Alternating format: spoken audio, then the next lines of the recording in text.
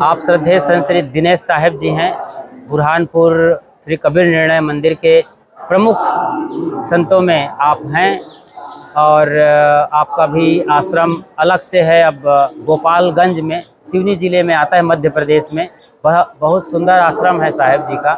अभी वर्तमान में आप प्रयागराज के 48वें वार्षिक अधिवेशन में आए हैं। आज दूसरा दिन है, 2025 का ये साल है। तो साहिब से हम जानना चाहते हैं कि बहुत लोग सवाल करते हैं कि जब आदमी मर जाता है तो कौन सी घटना होती है। जीव कहते हैं कि निकल के चला जाता है, तो जीव कैसे निकलता है? दिखता भी नहीं है, कई बार आँख, कान और मुंह खुले रहते हैं, तो लोग कल्पना करते हैं कि मुंह से निकला है या आँख से निकला है।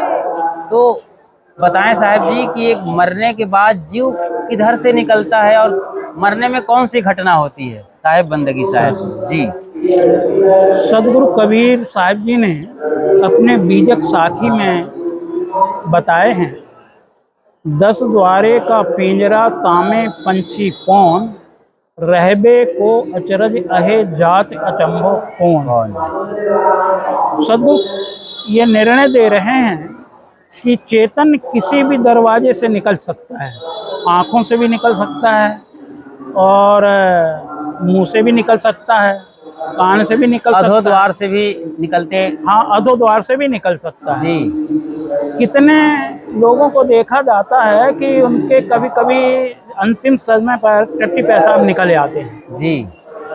लोग ये कल्पना करते हैं कि पेशाब निकला है तो शिश्न द्वार के द्वारा निकला है, यदि टट्टी हो गई है तो गुदा द्वार के द्वारा निकला है जी।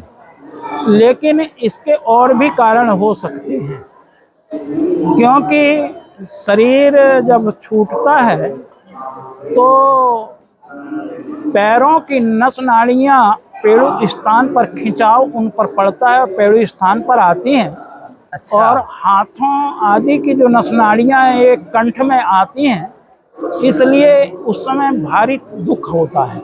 साहब ने पेड़ू का जिक्र किया। यहाँ पर अभी विज्ञान ये कहता है कि हमारा मूल केंद्र, शरीर का मूल केंद्र नाभि है। नाभि और पेड़ू बिल्कुल एक ही जगह पर है।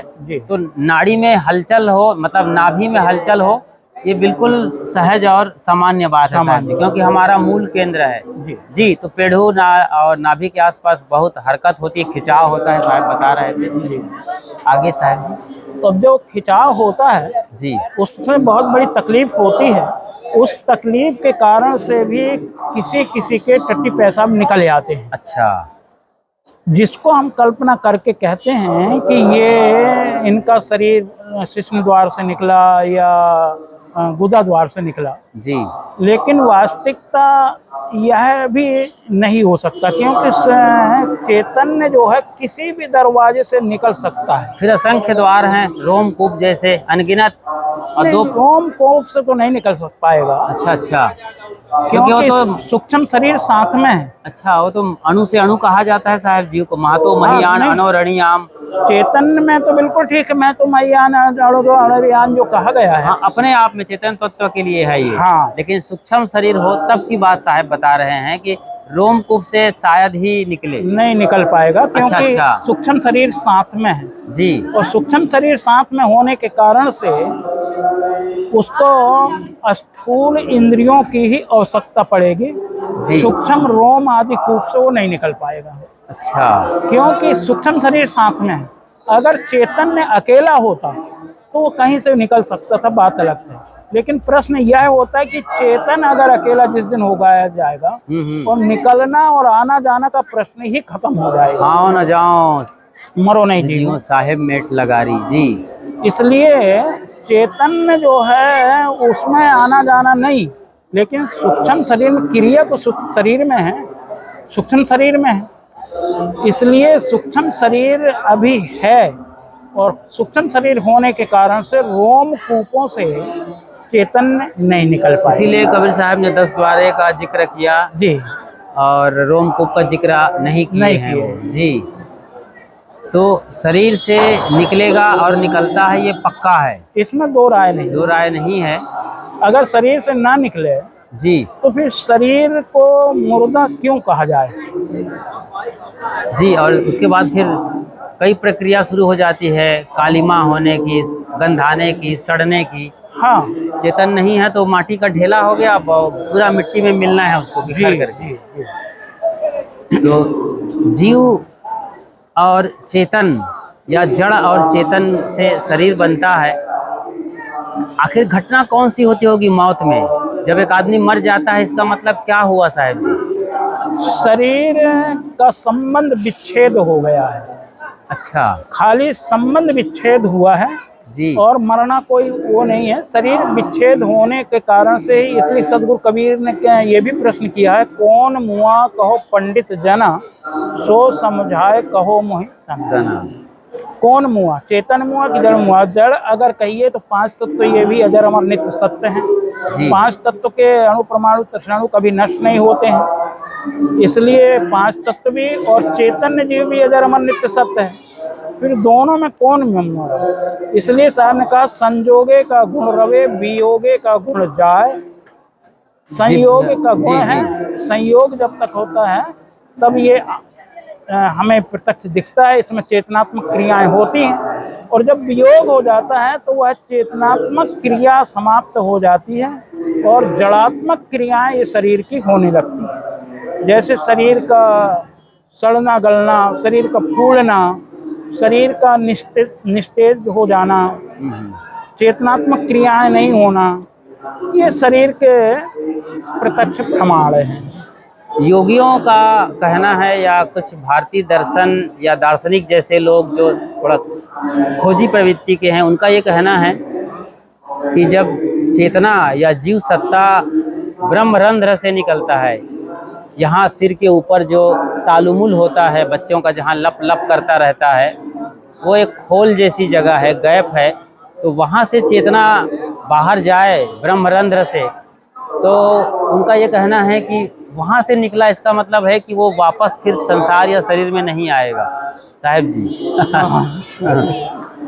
हाँ, उनका ऐसा कहना है जी, लेकिन ये निराधार है। अच्छा, क्योंकि चेतन जब अपने स्वरूप में स्थित हो जाएगा, उस समय उनके आने जाने की क्रिया समाप्त हो जाएगी। आसक्ति ही छूट गई है। आसक्ति मूल कारण है आने जाने का। जी जी। और आसक्ति जब तक रहेगी तब तक आना जाना नहीं बंद होगा।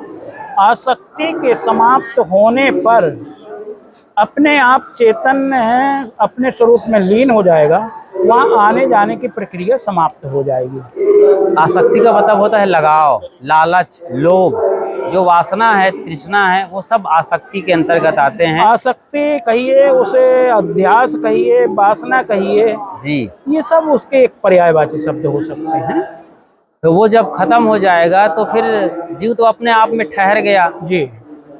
तो इस तरीके से हमने देखा कि जीव कहीं से भी निकल सकता है, उसके लिए कोई 10 दरवाजों में से किसी भी दरवाजे से। लेकिन लोग कहते हैं मुंह खुला है या आंख एकदम खुली है, मरते वक्त लोग बंद करते हैं उनकी आंखों को देखने में अच्छा नहीं लगता। तो क्या वाकई में उस तरफ से निकले हुए होते होंगे साहब जी?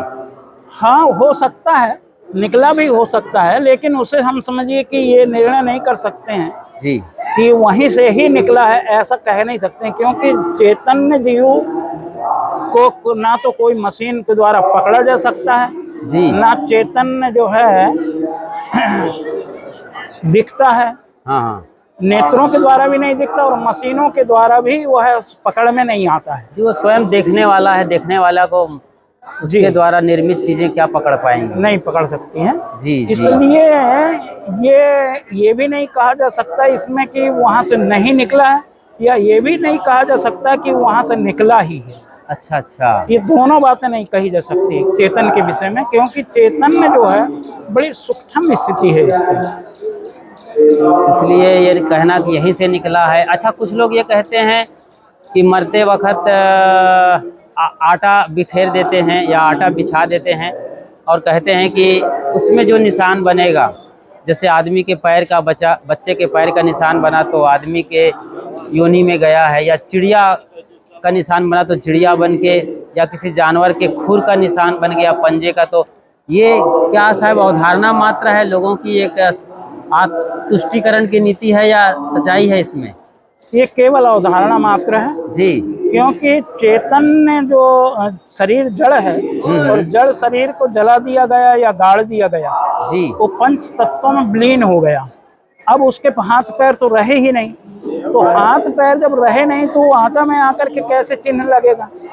अच्छा, और लोग ये भी कहते हैं कि हमारे घर में ही आते हैं बच्चे, दादा जो गुजर गए हैं वो बच्चे के रूप में आ रहे हैं या दादी बच्ची के रूप में आ रही है, शकल मिलती जुलती मालूम पड़ती है, कुछ क्रिया प्रक्रिया बचपन में अपने दादा दादी के अनुसार मालूम पड़ती है, तो कहते हैं कि हमारे दादा दादी या बूढ़े लोग हमारे घर वापस आए हैं। इसमें आसक्ति और वासना तो है ही, कैसे देखेंगे आप इसको? ये भी एक अवधारणा मात्र हो सकती है जी। क्योंकि अध्यास द्वारे तो जावे वहां पर जिसमें लगी वासना है जहां पर। जी जी। तो अध्यास ये जरूरी नहीं कि अपने परिवार में भी अध्यास हो। जी जी। परिवार के बाहर भी का भी अध्यास होता है। अच्छा अच्छा। क्योंकि अब उदाहरण लें, संत गुरुजन जो हैं हर जगह जाते आते रहते हैं जी। परिवार से उनका कोई संबंध ही नहीं रहता है। उनकी अध्यास वासना आप कहाँ कहेंगे, और सभी मुक्त हो भी नहीं सकते। जितने भी संत महात्मा हैं जी, क्या सभी मुक्त हो जाएंगे? नहीं हो सकते। तो सभी जब मुक्त नहीं हो सकते तो कहीं ना कहीं उनको आना जाना तो पड़ेगा जी। अब आना जाना पड़ेगा, तो अब वहां से उन्होंने अपने परिवार से तो मोह माया परित्याग पहले ही कर दिया है जी। अब वहाँ मोह माया उनकी है नहीं। अब मोह माया जब वहाँ नहीं है तो यत्र तत्र घूमते फिरते हुए वो रहते हैं, कहीं ना कहीं तो वो जाएंगे जी। इसलिए ये नहीं कहा जा सकता है कि वो केवल अपने परिवार में ही आकर के जन्म लेगा। अच्छा, नहीं, उनके लिए है जो गृहस्थ लोग हैं, जो बिल्कुल मरते वक्त भी अपने परिवार को याद कर रहे थे, पैसे को याद कर रहे थे, हाँ। पूंजी को याद कर रहे थे, खेती बाड़ी, मतलब वो जाना ही नहीं चाहते थे, मरना ही नहीं चाहते थे, वो क्या वो वापस उसी घर में आएगा? प्रश्न एक और खड़ा है जी। क्योंकि अगर इतना प्रबल मोह उसका है तो मनुष्य खानी में आ ही नहीं पाएगा। वाह, और बड़े गजब की बात बताई साहब ने। इसे कहते हैं पारख, विवेक। देखिए जी साहब जी, उसके प्रबल जब संस्कार होंगे तीन खानियों के तो भोगों में आसक्ति होगी तो फिर अन्य भोग भूमिका में वो चले जाएंगे। अन्य भोग भूमिका में तीन खानी में चला जाएगा वो अंडज पिंडज मनुष्य और उसमज में। हाँ जी। तो वो मनुष्य खानी में आ ही नहीं सकता। मनुष्य खाने के आने के लिए तो बहुत बड़े परमार्थ की आवश्यकता है। सद्गुण सदाचरण और मानव गुणों से विभूषित जीवन जीनेंगे तब दोबारा एक संभावना बनती है। क्योंकि मानवता चित्त कर्म किया होगा जी तो वो मानव में आ सकता है। जब मानवोचित कर्म उसने किया ही नहीं, वो मानव में आ ही नहीं सकता, और मानव में जब नहीं आ सकता तो फिर वह सकल और ये वो मिलने जुलने की बात हाँ, ये निरर्थक है जी। रही बात ये, हर व्यक्ति की शकल एक दूसरे से अलग है जी। ये प्रकृति का नियम है। एक दूसरे की शकल बहुत कम मिल पाती, बहुत कम, ना के बराबर जी। तो इसलिए ये जहाँ तक माता पिता की शकल से या परिवार के कुछ लोगों की शकल से जो मानना है, ये भी केवल कल्पना के आधार पर है, यथार्थ के धरातल पर नहीं है। और मुख्य बात ये है कि अगर इतनी अधिक आसक्ति उस व्यक्ति की अपने परिवार में या अपने उसमें है जी, या मान लीजिए कि धन में है, रुपए पैसे में है, तो वो मनुष्य खानी में आने का भाग्य ही नहीं है, उसका मनुष्य खाने में आने का अधिकारी नहीं है। तो साहब से अभी हमने अच्छे तरीके से देखा, सुना और समझा कि चेतन सत्ता जीवात्मा शरीर से किस तरीके से निकलता है और शरीर मुर्दा हो जाता है, सड़ने गड़ने लगता है। ये निकलने की बात है। एक दूसरी वीडियो में आप अच्छी तरीके से देखेंगे इसी खुशहाल जिंदगी टीवी यूट्यूब चैनल में कि जीव आता कैसे है शरीर में। तो आप उस वीडियो को सर्च करिए और साहेब जी के ही निर्णय वाणी को सुनिए कि एक जीव शरीर में माँ के गर्भ में किस तरीके से प्रवेश करता है और भ्रूण तैयार हो करके फिर एक 9 महीने का पूरा शरीर तैयार हो करके बाहर आता है। साहेब बंदगी साहेब जी।